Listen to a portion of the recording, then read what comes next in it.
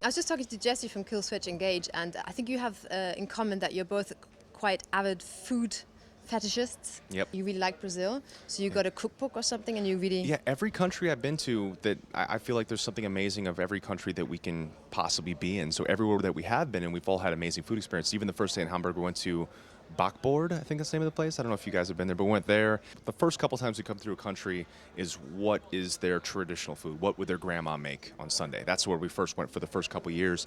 And nowadays it's progressed to what are the kids eating now? What are the modern people going for? So that's what we try to find. I feel that you can learn so much from a country's food and culture and what they're into. You can learn more through that than anything else. And I also find that an open-mindedness to food leads to an open-mindedness to everything in life. If you meet bands that are closed-minded about food, guys that are like, remember the first tons of bands we ever met before we were going to Europe, that would say, oh, Europe's terrible, the food's terrible. It's like, no, there's just as bad food everywhere in the world. America probably has more terrible food, but if you look for the right thing, we have amazing things in America, amazing things in Germany, amazing things in South Africa. You just have to do a little bit of work and find the good stuff, and the good stuff's everywhere. He's the guy that kind of sets it all up and researches and finds like all the restaurants, and then we have like our family dinners like on days off where everyone in the band and crew, we all go out and get drinks and eat good food. So, and as he said, every country we go to, we try to find like what kind of like the local hot spot or eat the food that's kind of like, I guess, famous for that region. So, yeah, we eat good. I heard that you went to Nagoya and you were looking for eel and fried chicken. Yes. Yeah, because like every city in the world is known for different things. Because I've even had like the seafood in Hamburg, which I know that's what it's known for, and the seafood here is amazing. I think Fanafish is the name of it. Yeah, that was pretty amazing. So, yeah, in Nagoya, well, the story of Nagoya is it is historically known for eel, fried chicken, and also this thing called miso tonkatsu, which is deep fried pork cutlet, kind of like schnitzel, covered in like a really thick miso sauce. But the story that relates to Trivium was in 2007, we were playing in Nagoya with Heaven and Hell, and I was going to go eat. And Corey and Paulo, they said, Matt, you have to see Heaven and Hell tonight, because they knew what a fan of Dio I was. And I never really heard much of the Heaven and Hell stuff. That night, watched Heaven and Hell. We're blown away. We was able to meet Dio afterwards, and he's one of the most welcoming, amazing people we've ever met. And immediately after that night, we started writing the music to Silence the Snow back in '07. And it took us 8 years to finally release it, because I feel like I wasn't there. I wasn't strong enough of a singer to deliver it back then, but nowadays I can.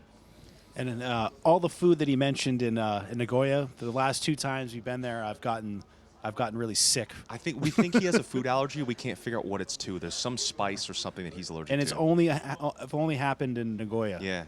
Yeah. Both times, the fried chicken, I got an allergic reaction to that. And then the next time we come back, that other thing, that pork the miso thing, tonkatsu. I was sick for like 3 days. Yeah, after I think that, he has a food allergy. So kids, find out what you're allergic to for your food.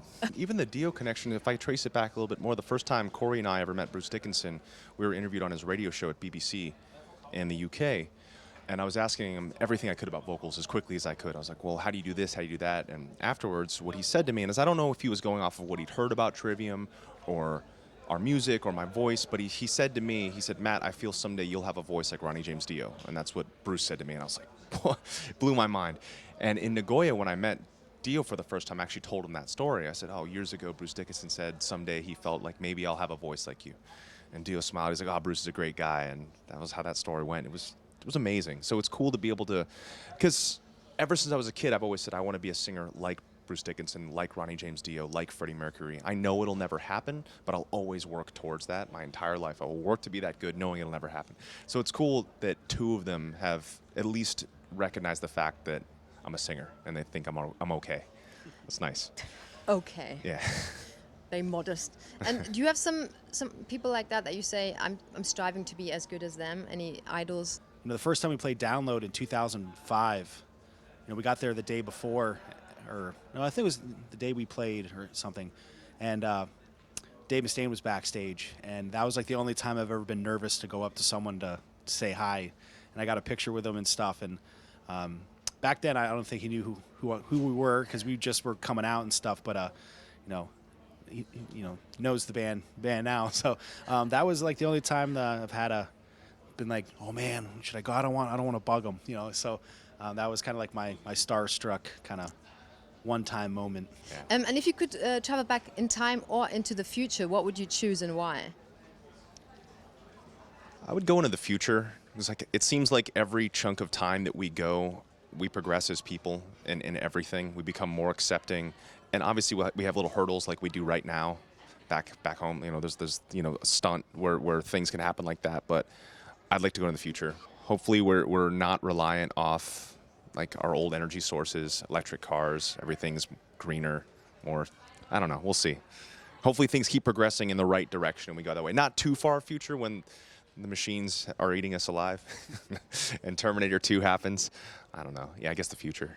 I could always go back in time and track down Steve Harris and audition for Iron Maiden. And then I'd know all the songs from the future, and I could get really badass songwriting credits and make a lot of money. That'd be a really funny Netflix movie. Back in time and join your favorite band. Yeah. Good idea.